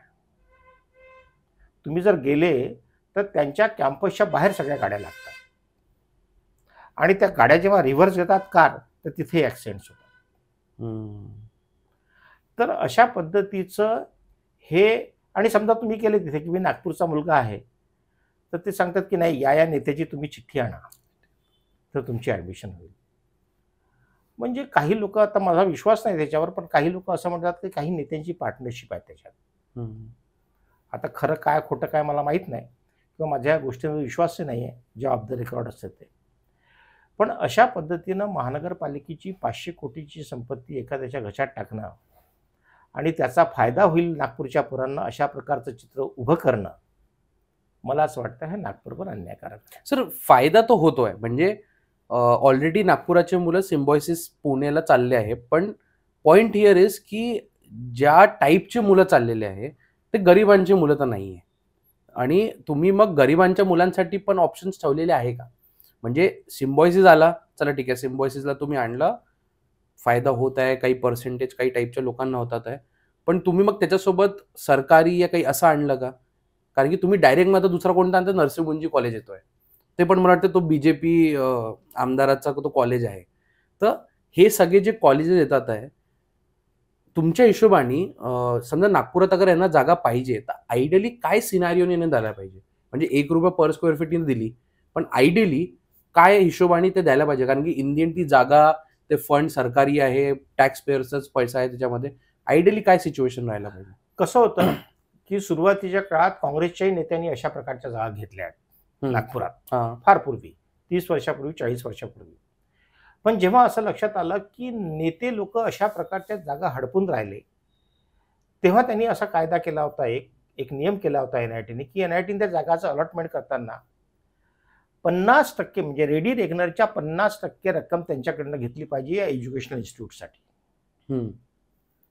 म्हणजे समजा एखाद्या ठिकाणची जागा 5,000 रुपयाची फुटाने असेल तर 2,500 फुटांनी तुम्ही ती जागा घ्या आणि त्याचं जे काही इन्कम म्हणजे त्याची अमाऊंट असेल त्याच्यावर दरवर्षी त्याला 2% ग्राउंड रेंट द्यावा लागेल. हायकोर्टाने हे सांगितलं. हायकोर्टात केसेस गेल्या, ज्या जागा अलॉट झाल्या होत्या त्या कॅन्सल झाल्या. आणि मग आता ते करू शकत नाही आपण, म्हणून अशा प्रकारचं PPP मॉडेल काढून, पब्लिक प्रायव्हेट पार्टनरशिप करून या जागा, म्हणजे काँग्रेसच्या काळात ज्या जागा गेल्या त्याच्यापेक्षा 10 पटीनं जास्त जागा आता यांच्या घशात टाकण्याचं काम सुरू झालं आहे. तर आमचं हेच म्हणणं आहे की आम्हाला जागा द्यायला हरकत नाही, पण घ्या, ते एज्युकेशनल इन्स्टिट्यूट आहे, तुम्ही 50% त्यांच्याकडनं रक्कम घेऊन 50% त्याचं हे घेऊन किंमत घेऊन तुम्ही द्यायला हरकत नाही आहे. त्याला हरकत नाही. ओके सर, तरुणांची आपण गोष्ट केली. ईस्ट नागपूरला साई स्पोर्ट्स अथॉरिटी ऑफ इंडियाचा एक स्पोर्ट्स पार्क येणार होता. 2016 मध्ये मला वाटतं त्याचं भूमिपूजन झालं. त्याचं सध्या स्थिती काय, स्टेटस काय त्याचं? कसं आहे की वाठोड्यामध्ये साई आता ॲक्च्युअल हे गव्हर्नमेंट ऑर्गनायझेशन आहे आणि महानगरपालिकेने त्याला जागा दिली, त्याच्यामध्ये काही कोणाची आपत्ती असण्याचं कारण नाही. कारण ही कुठल्या प्रायव्हेट इन्स्टिट्यूटला आपण जागा देत नाही, ती आपण आपल्या गव्हर्नमेंटलाच जागा देतो आहे. त्याच्यामुळे पहिला मुद्दा तर त्याच्यामध्ये काही चर्चेचा नाही आहे की ती का दिली, फुकट दिली की ₹1 लीज, तो काही विषय नाही. पण ही जागा दिल्यानंतर त्याच्यामध्ये काही प्रमाणात एन्क्रोचमेंट्स होते. हम्म. आता ते एन्क्रोचमेंट्स काढून ते क्लिअर करणे आणि त्याला त्या ठिकाणी ते सगळं पैसे देऊन ते उभारणे, युवकांना संधी मिळावी म्हणून. तर 2016 पासून आता 2024 पर्यंत 8 वर्ष झाले. समजा कुठे केसेस असतील, त्याच्यात कोर्टात केसेस असेल तर बसून त्याचं सेटलमेंट केलं पाहिजे, आर्बिट्रेटर बसवला पाहिजे त्याच्यामध्ये, आणि काहीतरी मार्ग काढून ते पूर्ण केलं पाहिजे. समजा तेही नसेल होत तर किमान तेवढी जागा सोडून उर्वरित जागा जी आहे त्याच्यामध्ये ते सुरू केलं पाहिजे. या मताची खऱ्या अर्थानं नागपूरचे सगळे क्रीडाप्रेमी जे आहेत, क्रीडा खेळाडू जे आहेत त्यांची भूमिका आहे. परंतु माहीत नाही तिथे काय झालं आहे आणि कोणाचा काय इंटरेस्ट होता आणि कोणाचा इंटरेस्ट प्रोटेक्ट झाला नाही म्हणून ते पेंडिंग आहे, हे तर काही सांगता नाही येणार. सो तुम्हाला असं वाटतं की ही जी सरकार आहे ही वेलफेअर पण जेव्हा करतोय पण यांचं टायमिंगचं खूप हे राहतो. म्हणजे जसं आता लाडकी बहीण योजनेचं आपण बोललो, तर लाडकी बहीण हे आताच झाली का? म्हणजे एवढ्या वर्षापासून लाडकी बहीण नव्हती असं तर नाही आहे. तर आता निवडणुका येतात आहे, या यांचा थोडा लोकसभा नंतर थोडा ते ऑफ झाला, त्यामुळे या टायमिंगवर हे लोक असे स्कीम्स आणतात. तुमच्या याच्यावर काय म्हणणं आहे? नाही, कसं आहे आता मध्यंतरी या लोकांची मेमोरी शॉर्ट आहे. आपले खासदार जे आहेत केंद्रीय मंत्री नितीन गडकरी यांनी याच्यावर प्रकाश टाकला की अशा प्रकारच्या योजना जाहीर करून केवळ मताचं राजकारण करण्यासाठी अशा प्रकारच्या योजना जाहीर करणं हे सरकारला अडचणीत आणण्याचं काम आहे. फायनान्शियली सरकार फिजिबल असलं पाहिजे आणि त्यांना स्वास्थ्याच्या सुविधा आपण दिल्या पाहिजे, शिक्षणामध्ये त्यांना कन्सेशन दिलं पाहिजे. शिक्षण जे होत असेल त्या शिक्षणामध्ये त्या पोरांना कशी फी माफ करता येईल, त्याच्यात कसं कन्सेशन देता येईल, याची आपण व्यवस्था केली पाहिजे. आपण विजेचं बिल त्यांचं माफ करणं किंवा त्यांना काही पर्टिक्युलर युनिटपर्यंत मोफत वीज देणं किंवा या संदर्भात गडकरी साहेबांनी याच्यावर प्रकाश टाकला होता. आणि मला असं वाटतं की मी त्यांच्या या मताशी सहमत आहे की निवडणुकांवर डोळा ठेवून तुम्ही या ज्या योजना आणून राहिले या टेम्पररी योजना आहेत, अस्थायी स्वरूपाच्या आहेत. तुम्हाला माहिती असेल MP मध्ये ती योजना सुरू केली होती, सुरू झाली म्हणून, आणि MP मध्ये त्यांनी विधानसभा जिंकली, MP मध्ये त्यांनी लोकसभा जिंकली, आणि आता जून महिन्यापासून ती योजना बंद पडली कारण की सरकारच्या तिथून पैसाच नाही. तुम्ही कर्ज किती घेणार? म्हणून तुम्हाला सत्ता ॲक्वायर करायसाठी या ज्या योजना आणल्या जातात याच्यामुळे लोकांचं नुकसान आहे आणि पर्यायानं राज्याचं नुकसान आहे. त्याच्यामुळे या भानगडीत जे सरकार पडलं आहे, कदाचित होऊ शकते की त्यांच्यामुळे एखाद्या वेळी निवडणुकीत त्यांना फायदा होईल. लॉंग टर्म नाही आहे पण ते लॉंग टर्म नाही आहे. म्हणजे या शासनामधल्या अनेक सिनियर जे IAS ऑफिसर्स आहेत जे साधारणतः फायनान्सशी संबंधित आहेत, त्यांनी पण आपली प्रतिक्रिया त्याच्यावर दिली. त्यांना हे माहीत होतं की आपण सरकारच्या विरोधात बोलतो आहे, पण तरी त्यांनी हिंमत करून बोलले. याचा अर्थच असा की हे वाईट आहे. सर, पूर्व नागपुरात चांदमारी जागा तिथे 300 बेडचं हॉस्पिटल येणार होतं अशी घोषणा की जाहीर केलेलं होतं. त्याचं काय स्टेटस आहे आता? म्हणजे ईस्ट नागपूरमध्ये ना भरपूर असे प्रोजेक्ट्स आहेत ज्यांची घोषणा झालेली आहे, पण पुढे काय स्टेटस काय ते त्याचं काही अपडेट नाही. कसं आहे, हे हॉस्पिटलचा जो कन्सेप्ट आहे ना, नवीन हॉस्पिटल तयार करणे, हे हॉस्पिटल तयार करत असताना केवळ बिल्डिंग उभारणे हाच एक साधारणतः त्याच्यामधला मला भाग दिसून राहिला. 300 बेडच्या हॉस्पिटलसाठी मोठी 9 मजली इमारत उभी करणे इथपर्यंत ठीक आहे, पण ते तुमचे जुने हॉस्पिटल, आता डिस्ट्रिक्ट हॉस्पिटल मानकापूरचं ते केलं, बिल्डिंग बनली, 27 कोटी रुपये खर्च केले त्याच्यावर, पण तिथे डॉक्टर्स नाहीत, तिथे मशिनरी नाहीत, अजून तिथे बाकी जे इन्फ्रास्ट्रक्चर लागतं इंटरनल ते नाही. म्हणजे त्याच्यानंतर उत्तर नागपूरमध्ये doctor Babasaheb Ambedkar hospital and research centre आहे, ते तुम्ही त्याला अपग्रेड करत नाही. माझं हेच म्हणणं आहे की तुम्ही तुमच्या मतदारसंघात पाहिजे आहे एवढा आग्रह न करता, हे शहरच आहे, एक 15-20 किलोमीटरचं शहर आहे. मेडिकलमधले हाल पहा, त्याच्यानंतर ते आपलं सुपर स्पेशालिटी हॉस्पिटल पहा.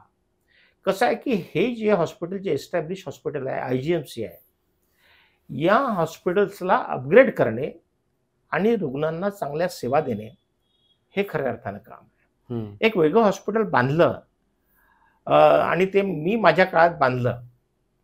तुम्ही इमारत बांधली हो, पण त्या इमारतीमध्ये नंतर जे लागणार आहे त्याचं कुठलंही तुमचा प्लॅन नाही आहे, त्याचं कुठली योजना नाही आहे.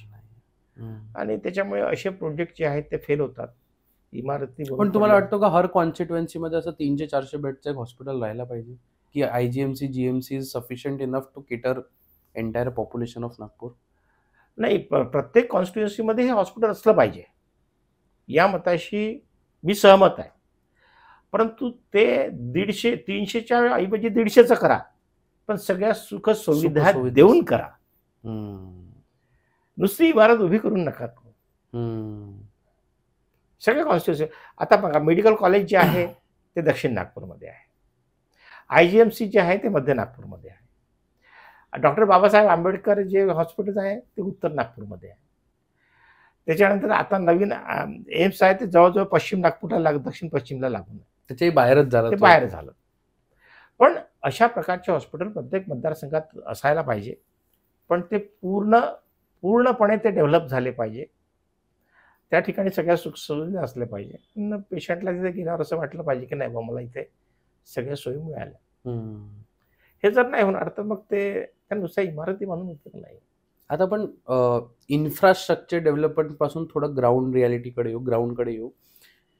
मॉन्सून चालू आहे नागपुरात. व्हायरल जे डिझीज आहे त्याचं खूप प्रमाण वाढलेलं आहे आणि महानगरपालिका तर त्याच्यामध्ये कन्सर्न्ड आहे. ईस्ट नागपूर म्हणा, नॉर्थ नागपूर म्हणा, हे सगळ्यात जास्त याच्यामुळे सफर करतात. हे 2 कॉन्स्टिट्युएन्सी आता सध्यास्थिती दिसतात आहे. म्हणजे पाणी जमा होतात आहे, फॉगिंग नाही होत आहे, ते केमिकल्स टाकत नाही आहे. आणि प्रशासक महानगरपालिकामध्ये लोकल कॉर्पोरेट, तुम्ही कॉर्पोरेशनमध्ये होते, लोकल कॉर्पोरेटर आहेच नाही. या चित्रावर तुमचं काय म्हणणं आहे? म्हणजे कॉर्पोरेशनचा जे सध्याचा कारभार चालू आहे, हे या ज्या साथीचे जे हे रोग आहेत हे नागपुरात पसरायला खऱ्या अर्थानं कारणीभूत जे आहेत हे प्रशासन आहे. प्रशासन शहराच्या कानाकोपऱ्यापर्यंत पोहोचू शकत नाही. आज कसं आहे, महानगरपालिकेमध्ये प्रशासनामधल्या ज्या जागा आहेत त्या 60% जागा रिकाम्या आहेत. म्हणजे तो हेल्थ इन्स्पेक्टर असेल, चपराशी असेल, तिथला बाबू असेल, तिथला जेई असेल, 60%. 1976ला जो काही आपला वर्कलोड आपलं सँक्शन झालं होतं, ज्या काही पोस्ट सँक्शन झाल्या होत्या, त्याच्यानंतर या 50 वर्षात एवढं शहर वाढलं. जागा वाढल्या तर नाहीच, पण ज्या वाढलेल्या जागा होत्या, ज्या जागा आमच्या मंजूर होत्या, त्यातल्याही 60% जागा. आणि प्लस रिटायरमेंट रिटायरमेंट आहे, दर महिन्यात रिटायरमेंट. तर याच्यामध्ये प्रशासन हतबल आहे, काहीच करू शकत नाही. पण का, म्हणजे भरती का नाही होतोय? सरकारची पॉलिसी आहे ती की जागा नाही भरायच्या, तुम्ही त्याचं प्रायव्हेटायझेशन करा, कॉन्ट्रॅक्टवर करा, कॉन्ट्रॅक्टवर द्या.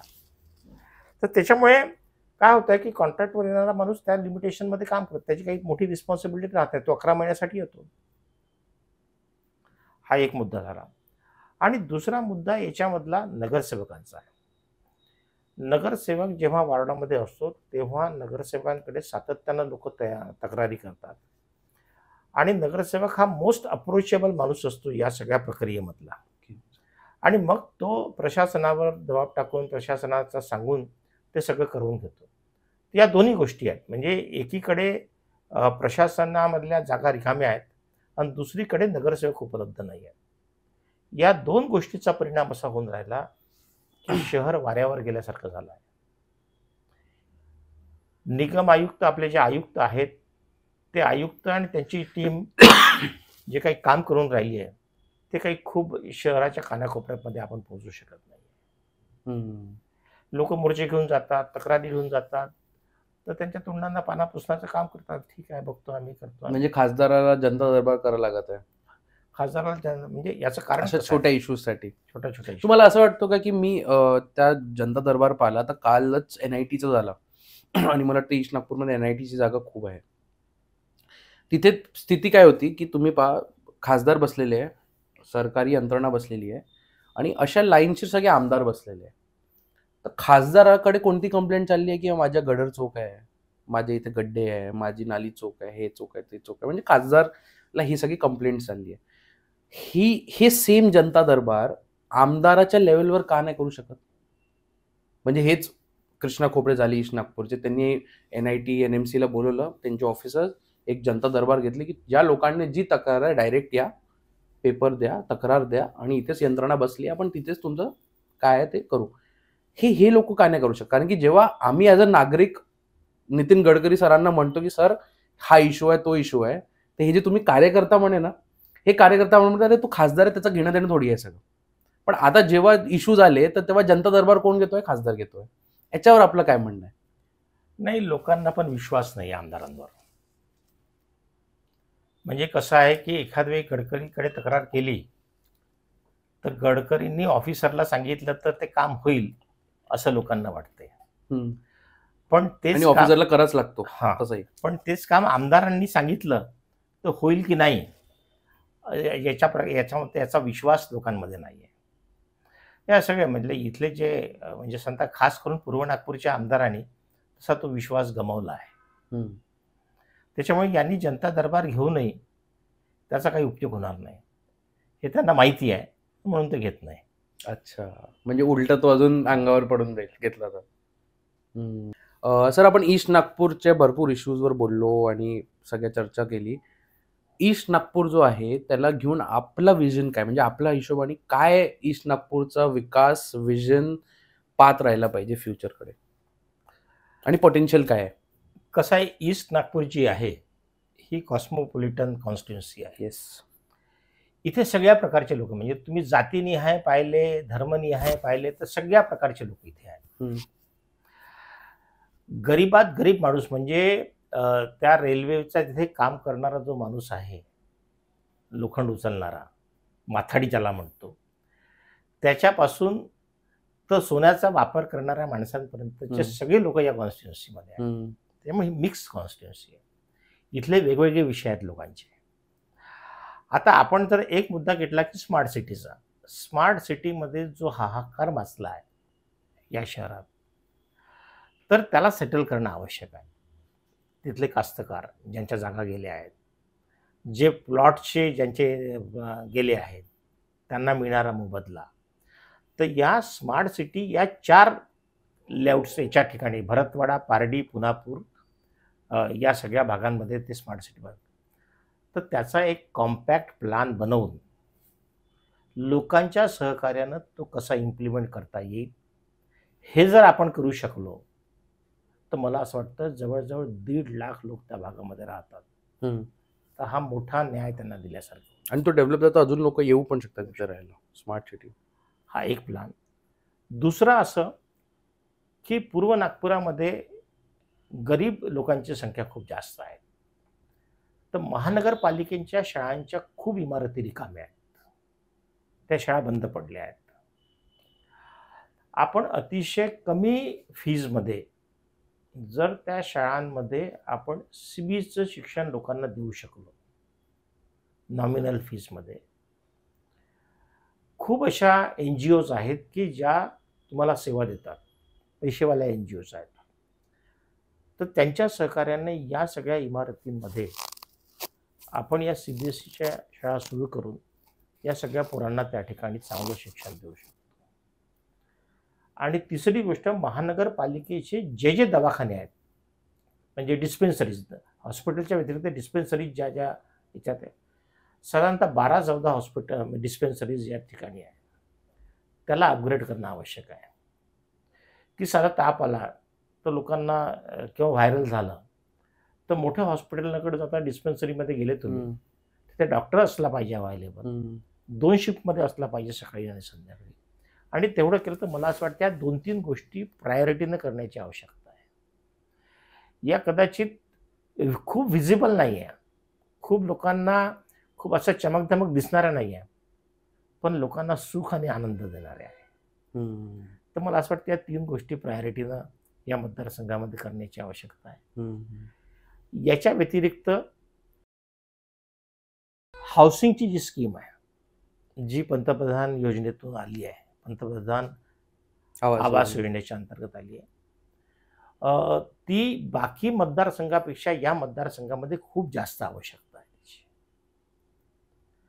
तर ती स्कीम जी आहे ती मोठ्या प्रमाणात राबवण्याची आवश्यकता आहे या भागामध्ये. बरेच लोक छत्तीसगडमधून इथे आले आहेत, MP मधून आले आहेत. तर ते सगळे लोक रोजगाराच्या शोधासाठी नागपुरात आलेत.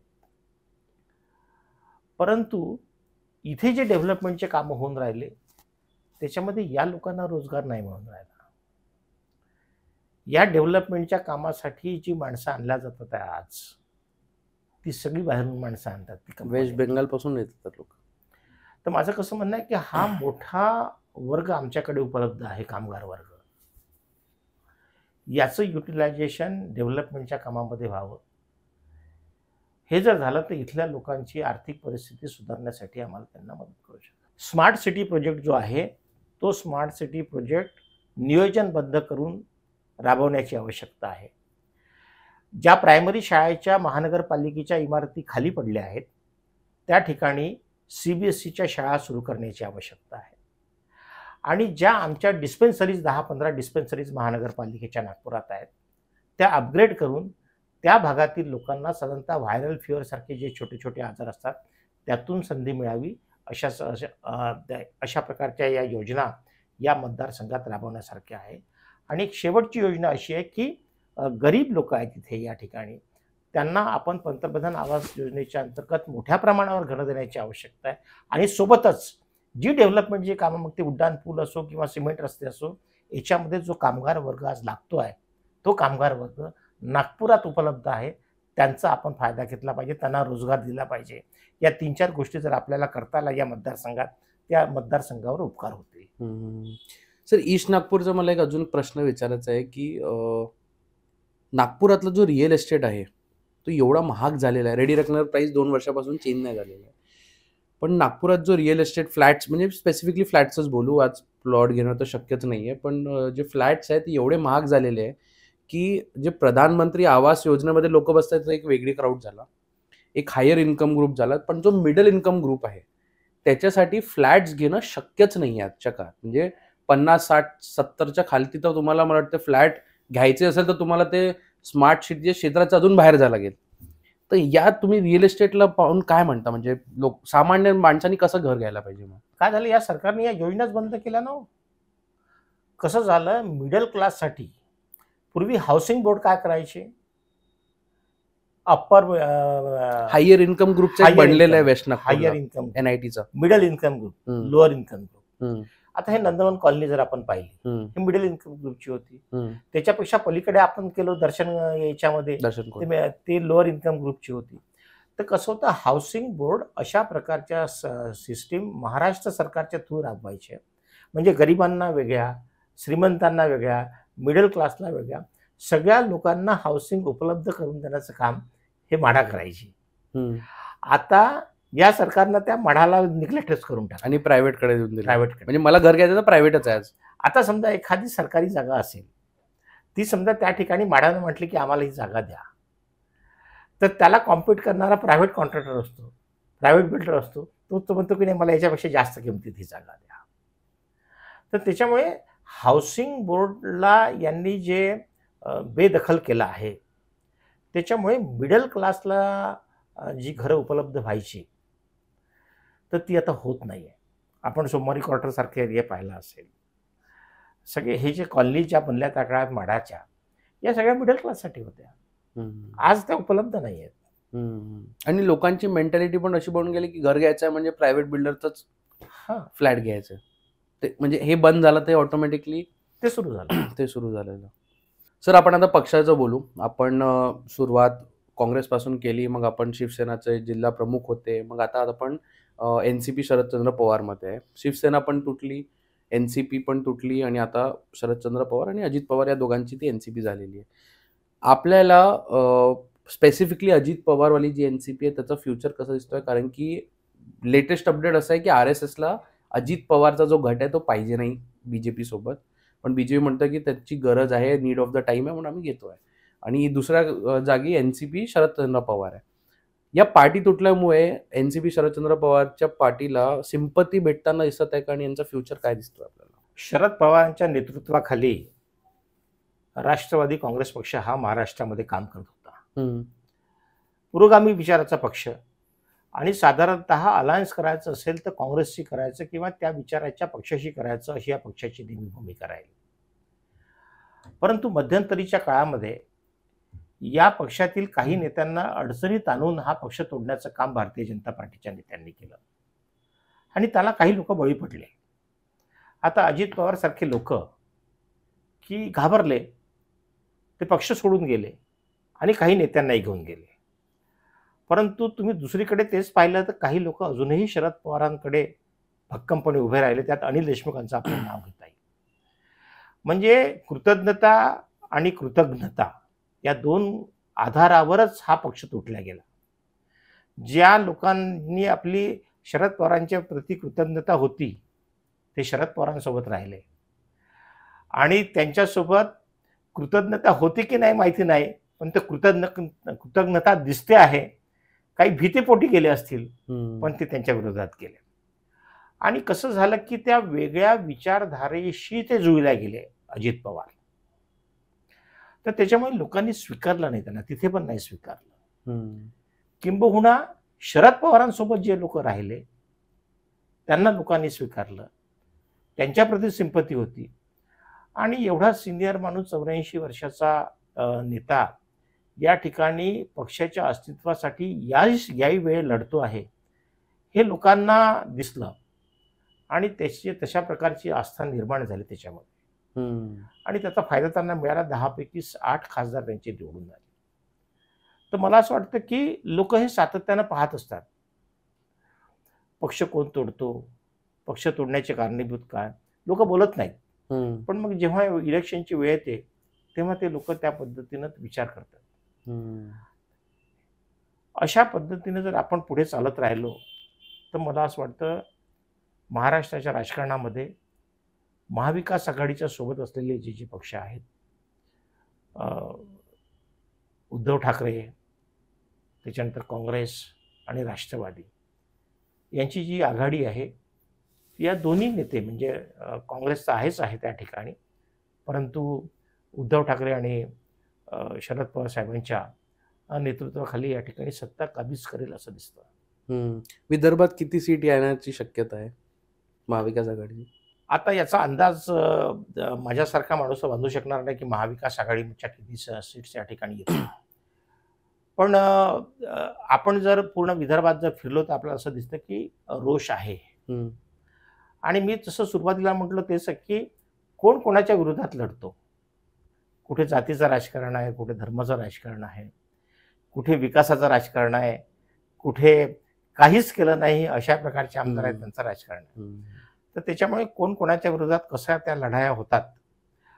आणि याही उपर आता एक आणखी धोका या भारतीय लोकशाहीमध्ये जो आपल्याला मोठा दिसतो तो आपण एकमेकांची जी मतं खाण्यासाठी जे उमेदवार उभे केले जातात. एखाद्याला निवडून येऊ द्यायचा नसेल किंवा आपला उमेदवार निवडून आणायचा असेल तर असा एखादा उमेदवार उभा करायचा आणि तो मतं मायनस करेल आणि आपला उमेदवार निवडून येईल. तर अशा प्रकारची ही निगेटिव्ह जी पार्श्वभूमी असते राजकारणामध्ये, त्याच्यामध्ये कोण हारेल कोण जिंकेल हे आता या स्टेजला सांगणं कठीण आहे. पण जसं जसं आपण पुढे जाऊ निवडणुकांकडे तसं तसं हे चित्र स्पष्ट होत जाईल. नागपुरात किती सीट महाविकास आघाडी डिमांड करतात? महाविकास आघाडी तर सगळ्याच सीटवर लढणार आहे. 6च्या 6 सीटवर महाविकास आघाडी लढेल आणि 6च्या 6 सीटवर महायुती आघाडी लढेल. एनसीपी मात्र नागपुरात 1 सीट मागते आहे. म्हणजे एनसीपी शरदचंद्र पवार आमचा जो पक्ष आहे, आम्ही 1 सीट या ठिकाणी मागितली आहे. आणि पूर्व नागपूरवर आम्ही दावा केला आहे की पूर्व नागपूरची ही जागा आमच्या पक्षाला मिळावी अलायन्समध्ये, अशा प्रकारची विनंती आम्ही महायुतीच्या नेत्यांना, महाविकास आघाडीच्या नेत्यांना केली आहे. सर, महायुती आणि महाविकास आघाडी विदर्भात आपण एक पॉलिटिकली असं म्हणतात की अर्बन एरियाज जे आहे तिथे महायुती म्हणजे बीजेपी जी आहे त्याचा कंट्रोल चांगला आहे, आणि जे ग्रामीण क्षेत्र आहे तिथे महाविकास आघाडी म्हणजे काँग्रेस स्पेसिफिकली बोललं गेलं तर त्यांचा पकड खूप जास्त चांगला आहे. हे आजही रियालिटी आहे का विदर्भात या नागपुरात? आता हे येणाऱ्या निवडणुकीत आपल्याला दिसेल. हम्म. तुम्ही जर एक गोष्ट म्हटली की ग्रामीण भागामध्ये महाविकास आघाडीचं वर्चस्व आहे, ही बाब बरोबर आहे. हम्म. पण साधारणतः अर्बन एरिया जो शहरी भाग आहे, त्या शहरी भागामध्ये महायुतीचंच हे असेल, कंट्रोल असेल. तो कंट्रोल होता, म्हणजे टिल्ट दिसतो आपल्याला थोडा. टिल्ट टिल्ट होता तो. आता या निवडणुकांमध्ये राहील असं दिसत नाही. या निवडणुकात नाही. नाही. नागपूर शहरात खासदार त्यांचा निवडून आला इथपर्यंत ठीक आहे, परंतु तो महायुतीच्यामुळे निवडून आला असं समजण्याचं काही कारण नाही. ते स्वतःच्या भरोशावर, स्वतःच्या पर्सनॅलिटीवर आणि त्यांच्या इमेजवर ते निवडून आले. आपलं जातीय जनगणनावर आपलं काय म्हणणं आहे? कसं आज देशामध्ये, देशाच्या कानाकोपऱ्यामध्ये आरक्षणाच्या संदर्भामध्ये आंदोलनं सुरू आहे. तुम्ही तिकडे राजस्थानमध्ये गेल्या, जाटचं आंदोलन सुरू आहे. पटेल लोक त्या गुजरातमध्ये हे रिझर्वेशन मागून राहिले. आपल्या इथे धनगर लोक मागून राहिले आहेत, मराठा लोक मागून राहिले आहेत. तर हे सगळे आरक्षण देशाच्या कानाकोपऱ्यातून लोक मागून राहिले आहेत. आणि प्रत्येकजण सांगतो की आमची इतकी लोकसंख्या आहे. आता कसं आहे की त्यावेळी जेव्हा घटना लिहिल्या गेली त्यावेळेस कदाचित या गोष्टीची कल्पना नव्हती की पुढे आपल्याला 75 वर्षानंतर काय होणार. आपली घटना फ्लेक्झिबल आहे, आपण त्याच्यामध्ये चेंज केला पाहिजे आणि तो बदल स्वीकारला पाहिजे. जर असं वाटते की बा लोक रिझर्वेशनकडे जास्त त्यांचा कल आहे, तर होऊन जाऊ द्या एकदा जातीय जनगणना. जातीय जनगणना झाल्याने कोण किती कोणत्या जातीचे आहेत, किती आहेत हे जर आपल्याला कळेल तर त्या दृष्टीने उद्या त्याचा प्लॅन करता येईल.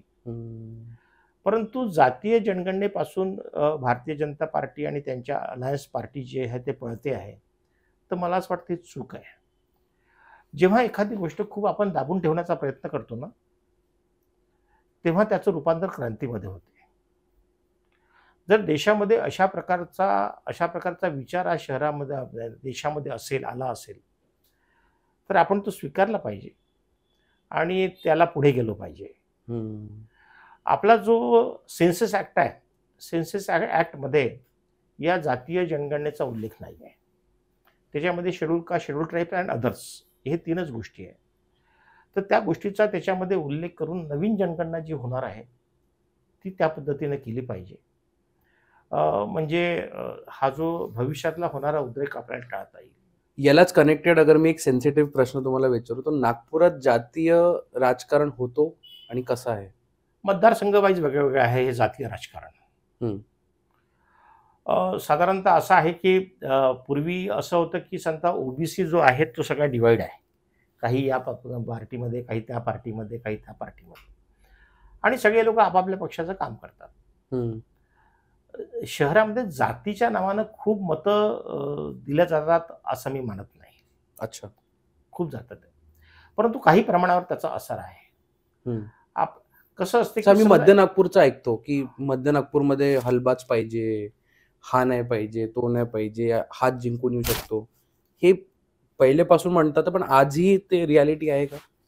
नाही. कसं आहे की आता समजा भारतीय जनता पार्टी एखाद्या वेळी हलवांचा उमेदवार देत असेल आणि काँग्रेस हलवाचा उमेदवार देत नसेल, तर नॅचरल असं असतं की मग सगळी हलवांची मतं त्यांना जातात. तर अशा पद्धतीचं जातीय समीकरण असतं. म्हणून कुठली एखादी जात एखाद्या उमेदवारालाच निवडून देते असं नसते, पण त्या उमेदवाराची जात मात्र निश्चितपणे त्याच्या मिळणाऱ्या मतांवर प्रभाव टाकते. हे आपल्याला स्वीकारावं लागतं. आणि हे कुणबी वोटर्स आपल्या नागपुरात खूप आहे, या विदर्भात खूप आहे, असं काही आहे असं आपल्याला म्हणता नाही येणार. कुणबी असेल, तेली असेल, माळी असेल, हे ओबीसी मध्ये यांची संख्या खूप मोठ्या प्रमाणावर आहे.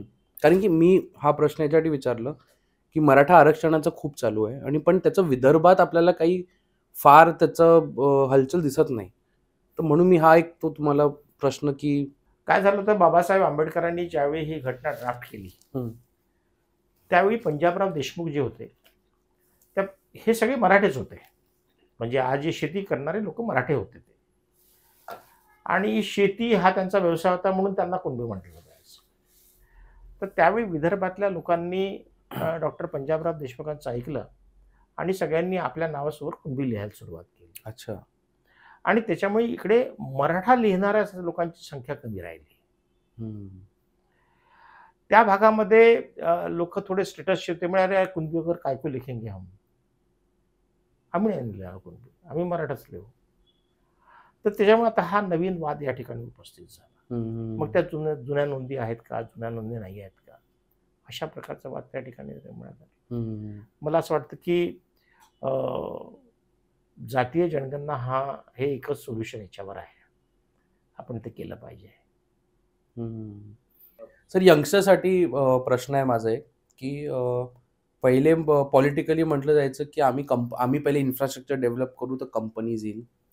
इन्फ्रास्ट्रक्चर डेव्हलप झाला पण कंपनीज काही फार आले नाही. मग आता तो शिफ्ट झाला टुवर्ड्स एज्युकेशनल इन्स्टिट्यूशन, की आपण चांगले एज्युकेशन इन्स्टिट्यूट आलो, चांगले मुलं झाले की कंपनीज येतील आणि कंपनीज हायर करतील.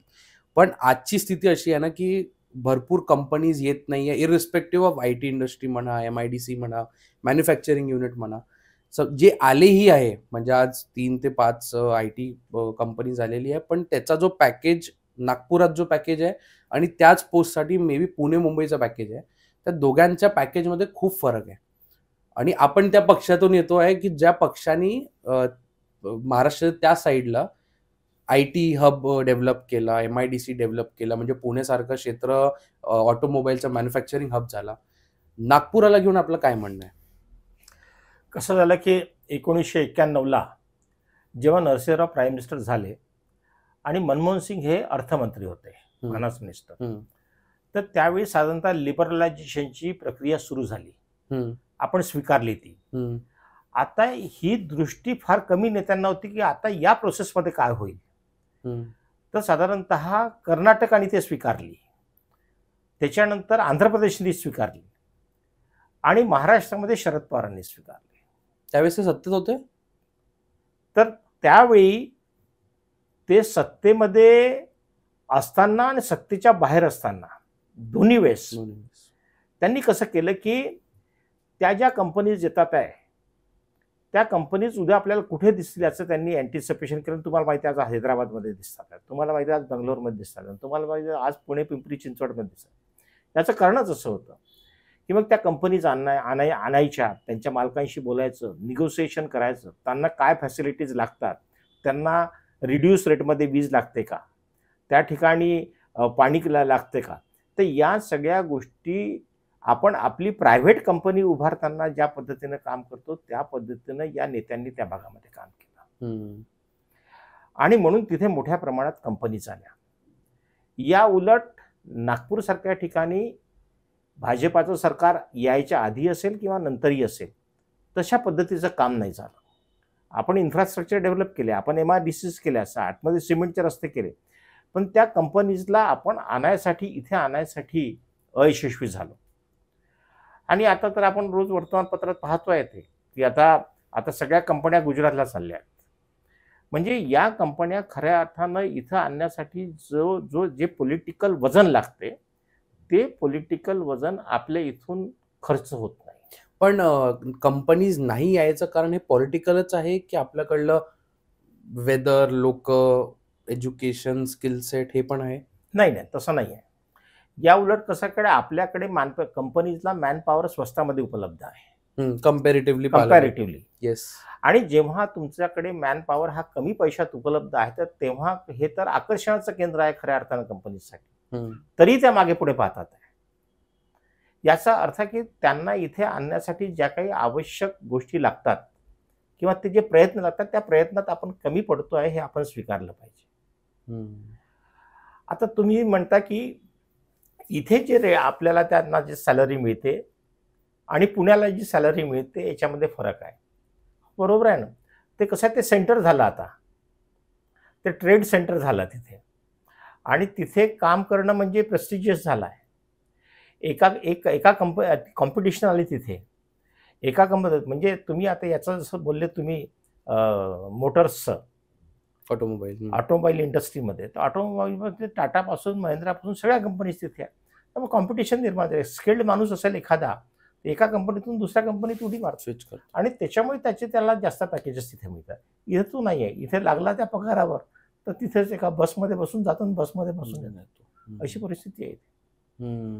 आणि मिहान फेल व्हायचं कारण पॉलिटिकल कंपनीज न येणे हेच कारण न आणणे. हा, कंपनीज आणण्यासाठी आपण अपयशी झालो हेच खरं कारण आहे त्याच्यात. पण आताच्या काळात तुम्ही पाहिलं तर 4-5 चांगले मोठे कंपनीज, 7-8 मोठे कंपनीज आलेली आहे. पण परत तो एक ब्रेक आला हम्म. आणि विजन चेंज झाला MRO लॉजिस्टिक्स पार्ककडे. हम्म. म्हणजे तुम्ही प्रयत्न केले तेव्हा चांगले टॉप 5 IT कंपनीज आली, पण आता नाहीये. तर हे आता काय झालं? म्हणजे आता काय तुमचं होतं तर नुसतं म्हणजे माझा प्रश्न जे पहिलं होतं की माझ्या शहराचा माणूस टॉप पोझिशनवर बसतो, तो फंड येतात, सगळं येतात, पण आता आहे तर कंपनीज येत नाहीये. नाही, आता कसं आहे, नुसत्या तुम्ही इंडियन कंपनीजकडे पाहून चालणार नाही. हा, सगळे इंडियन आहे. तुम्हाला बाहेरून कंपनीज आणाव्या लागतील आणि बाहेरून कंपन्या येताना त्यांचं आकर्षण बेंगलोर असते, त्यांचं आकर्षण पुणे असते, पिंपरी चिंचवड असते. तर तिथे ज्या काही त्यांना सोयीसुविधा मिळत असतील त्याच्यापेक्षा जास्त सोयीसुविधा आम्ही इथे देऊ, अशा प्रकारचा विश्वास त्यांच्यामध्ये जेव्हा निर्माण करू आपण, तेव्हाच त्या कंपन्या आणि सर आपण करू पण शकतो ना. इलेक्ट्रिसिटी आपण जनरेट करतो महाराष्ट्राची. लँड आपल्याकडे तो एक्सेसमध्ये अवेलेबल आहे. पाणीचंही मला वाटतं तेवढं काही फार कमी आपल्याकडे आहे नाही. पण इथे पॉलिटिकल विलमध्येच आपण पॉलिटिकल विल आपलं कमी पडते आणि सातत्यानं रोज त्या विषयावर काम करण्याची आवश्यकता आहे. एखाद्या पॉलिटिकल लीडरला रोज त्या विषयावर काम करण्याची आवश्यकता आहे. कारण की एक जागी आहे IT इंडस्ट्री आणि एक जागी आहे मॅन्युफॅक्चरिंग या MRO. आता यंगस्टर्सला काय दिसतोय की IT इंडस्ट्री अगर बूम झाली तर तुमच्या शहराचा ना इकॉनॉमी खूप वाढतो. म्हणजे मग तो पार्टी कल्चर झाला, restaurant culture, cafe culture, shopping culture, हे सगळं वाढतो. पण हेच जेव्हा मॅन्युफॅक्चरिंग, MRO, लॉजिस्टिक्सवाले जे जॉब्स क्रिएट होतात, त्याच्याने तुमच्या शहराचं हे जिथे बूम होतो, जसं पुणे तुम्ही पाहतोय, बँगलोर तुम्ही पाहताय, की तो एक कल्चर वेगळा बूम झाला. तो बूम होताना दिसत नाही. कारण की तो एक डिफरंट कॉलर जॉब आहे. तो क्लास वेगळा तो आहे. जो क्लास जो आहे ना तो वेगळा आहे. त्याच्यामध्ये काम करणारा, याच्यामध्ये काम करणारा क्लास वेगळा आहे. त्याच्यामुळे तशाच तऱ्हेचं चित्र नागपुरात तयार होतं. नागपुरात म्हणजे इन दी एंड तो पॉलिटिकल विलवरच. Political will. ओके, चालेल सर. आपण आपला वेळ दिला आणि एवढी सगळी माहिती आमच्यासोबत शेअर केली त्यासाठी धन्यवाद आणि आपल्याला पुढच्या वाटचालीसाठी शुभेच्छा. थँक्यू. थँक्यू.